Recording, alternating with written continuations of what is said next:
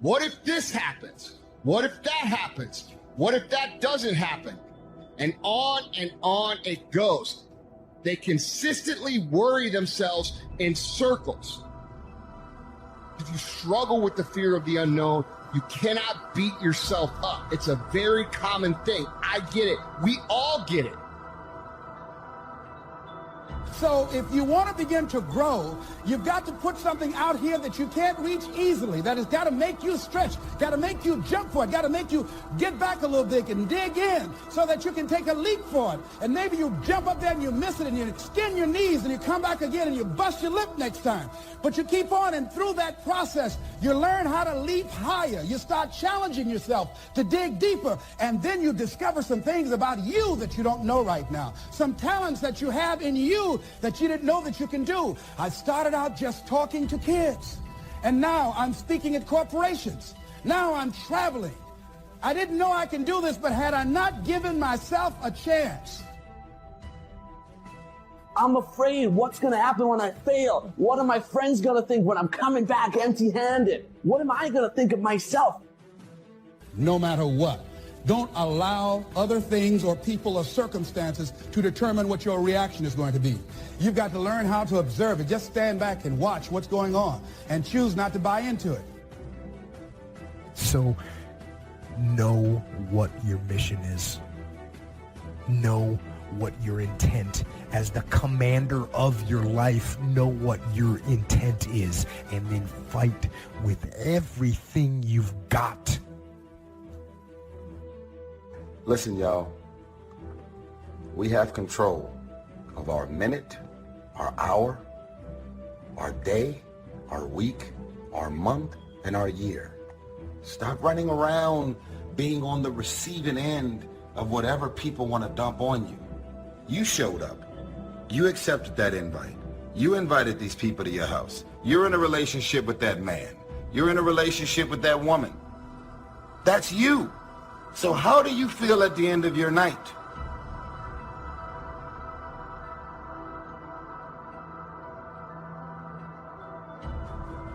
The next thing is, see yourself there. How will you feel once you get there? What will the experience be like for you? What will be different? What kind of person do you have to become in order to get there? Visualize yourself there, living the experience. You want to see yourself beyond your circumstances. You got a challenge, see yourself beyond your challenge. See yourself with the challenge already resolved. And knowing that all is well, seeing yourself in control and in charge of your destiny, being healthy and happy. Telling you, man, being successful is a mental condition. You can all mentally condition yourself to being successful. All you got is your mind. You're in control of it.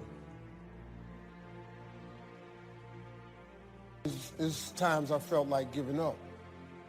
I mean, no matter who you are, if you have a goal in life, everybody has a turn back moment. Everybody has a crossroad. If you haven't been at it, it's coming. You can either decide to continue or to quit. It is important in the area of motivating yourself. It's important to know why you're doing it, because that mind will say, why bother? Why go through all this? This is too hard. No, throw in the towel. It's not worth it. Has it ever said that to you before? Here's how you can handle that. Here's how you override that. Write down 5 reasons why you deserve it. Why do you deserve what you want? Why you? Why do you deserve it? What meaning and value will it bring to your life? What's so different about you that you deserve your goal or this goal? And when you write down those 5 reasons, when you have some down moments, and you're going to have them, when that conversation starts talking to you, and it's going to talk to you, what you will do is you can pull that out and read it, and it will build you up. It will be your rod and your staff to comfort you through some challenging moments, because you're going to have some. Life will knock you between the eyes. It will catch you on the blind side, come out of nowhere, stuff you can't anticipate. That will knock the wind out of you. You want to give up. That's why it's important for you to work on yourself, listening to tapes, building yourself up, talking to yourself with power, feeling, and conviction, building yourself up day in and day out. The next thing is that whatever you do, you want to develop technical mastery. You want to be the best at what you do. You want to master it. See, part of self-motivation is you've got to find something that gives you a strong sense of competence. Well, you become known for that. You develop a reputation of being good at doing that. You set some high personal standards for yourself. You're not competing with anybody else. You're just unfolding yourself to be the best person that you could be. That you want to give the best quality service that you can give, because that is a statement about who you are. The other thing that's the key to self-motivation is recognize the fact that you're going to get into some slumps. Recognize the fact that you're going to encounter a great deal of failure in life. It goes with the territory. But in the face of that, you want to be relentless. The next thing is that when you want something out of life, you've got to be willing to go into action. Don't wait around for things to be just right. Don't wait for things to be perfect. Don't wait for the ideal situation. It will never be ideal. There will always be a reason. Well, as soon as the children grow up, as soon as I pay my bills, as soon as I get my divorce, as soon as I get enough money together, do what you can, where you are with what you have, and never be satisfied. A lot of people never take a chance in life. They don't want to take any chances. They want the situation to be ideal. See, that's not walking by faith. That's walking by sight. If I can see it, I'll do it. No. A lot of people say, if I can see it, I'll believe it. No. If you believe it, you can see it. You survived every hater. You survived all the evictions. You survived the firings. You survived all the tell you no, we ain't hiring.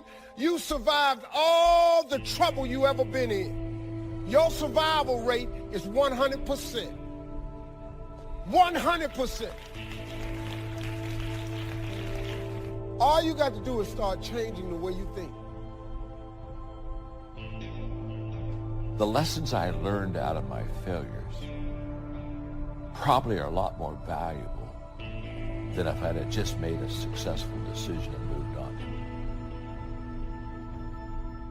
So remember this, you don't see things in your life as they are. You see things in life as you are.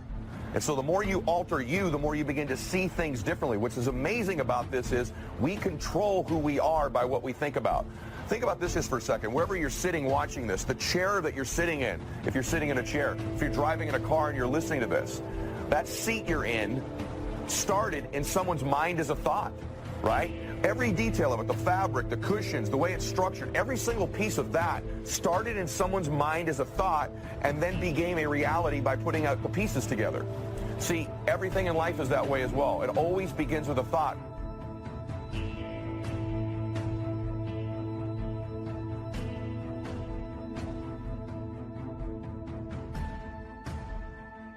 Life is worthwhile if you stay. You've got to learn to stay. Now, you don't have to stay forever. Just stay till you see it through. A guy builds a foundation and then he wanders off somewhere and builds another foundation. He's got these foundations scattered all across the country. I mean, no walls, no roofs, just a bunch of foundations. Not a good reputation. Stay. You don't have to stay forever. Just stay to finish something. Don't fall into the trap of less than refined sophistication. Stay till it's over. The fourth if that makes life worthwhile: 1 is if you learn, 2 is if you try, 3 is if you stay, and fourth if that makes life worthwhile is if you care. Caring is a unique human experience that is so vital and so powerful and so all-encompassing and so far-reaching. If you care at all, you'll get some results. If you care enough, you can get magnificent results. To lead a life worth living, you've got to learn, you've got to try, you've got to stay, and you've got to care. Taking responsibility for your own life. Taking responsibility for whatever happens to you. Knowing that you have consciously made the decisions that are now affecting you.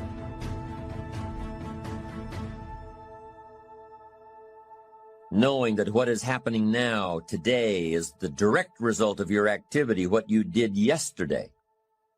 Self-reliance is basically counting on yourself. Now, being self-reliant doesn't mean you can't work with others or trust others. Self-reliance means counting on yourself, trusting yourself, being confident with yourself, being responsible to yourself, trusting your own instincts. Trusting the conclusions that you have developed from your study of experiences and philosophies. Taking the credit that is due you. Learning from the mistakes that you have made. Being self-reliant. Gestalt psychologists give an example of being self-reliant. They say that you're responsible for getting caught in the rain.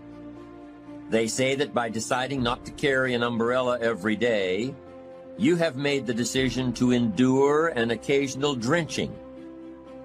Translation: by not being prepared, you make the choice of getting caught in some of life's unpleasant circumstances. Be they rain, failure,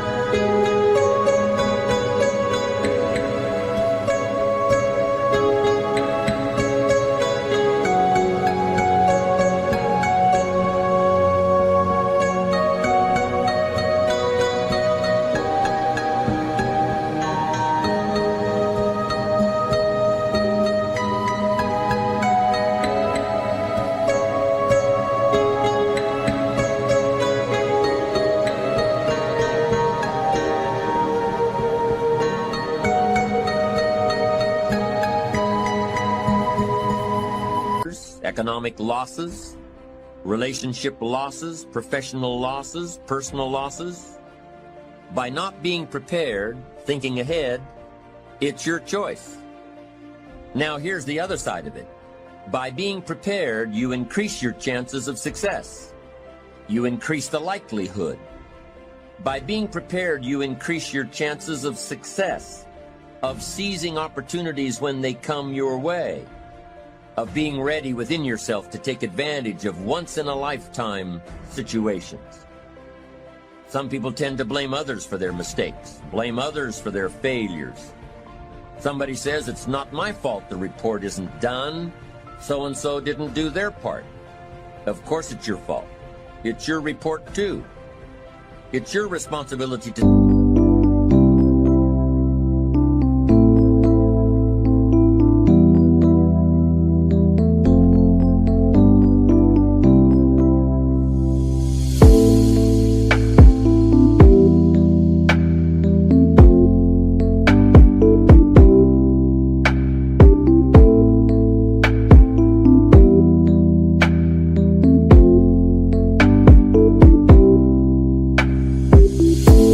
that everyone you delegated work to does their part.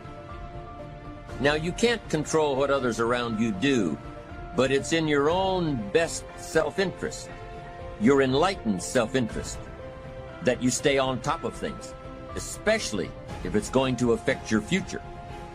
You think your boss cares that John didn't do his part? You think he sees John as the bad guy? Of course not. All he sees is that the report isn't done, bottom line. Be responsible for the things that affect you. You can make sure you're more responsible by checking in with those people who are working with you, the people who make up your team. You can be more responsible by saying, hey, John, how are you doing with your part? Do you need some help? Can we put somebody else in here to help you finish? Now, if John consistently doesn't handle his part, you've got to replace John. If he isn't doing his share, you've got to find somebody that will.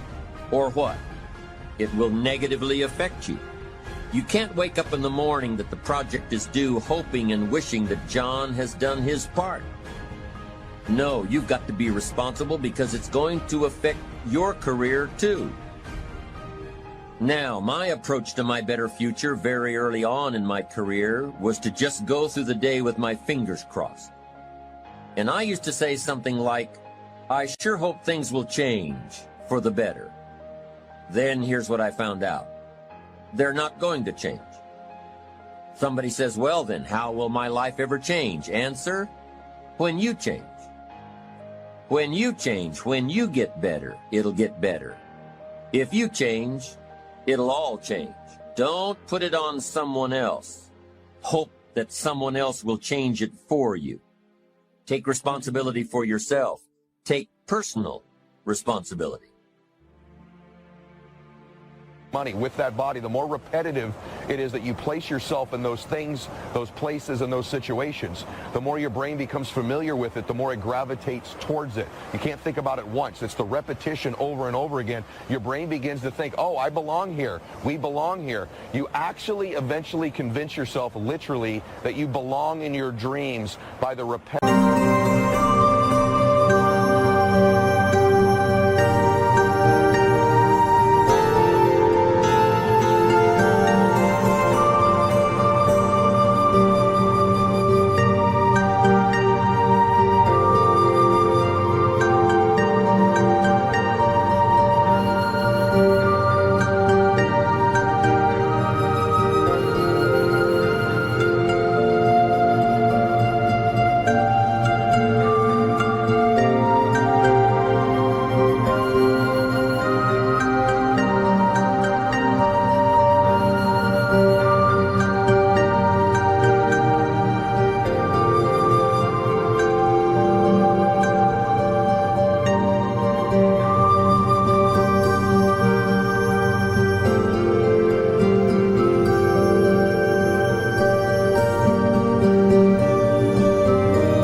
And specific thinking and visions of them over and over again. And don't be disturbed because no one else can see it. That's not unusual. That is ordinary. But because you want some different kind of results in your life, you've got to be willing to be unreasonable. If you want unreasonable results in your life, you've got to be willing to be unreasonable. Part of being unreasonable, you don't judge according to appearances. Part of being unreasonable, you can see it because you believe it. Most people won't do that. One of the keys to self-motivation that empowers you is that you want to find a cause larger than yourself. Find something that you can contribute to. Find something that you can make a difference because you can. Part of what feeds your larger vision, part of what gives you a reason for being, part of what gives you your life is being able to give something back.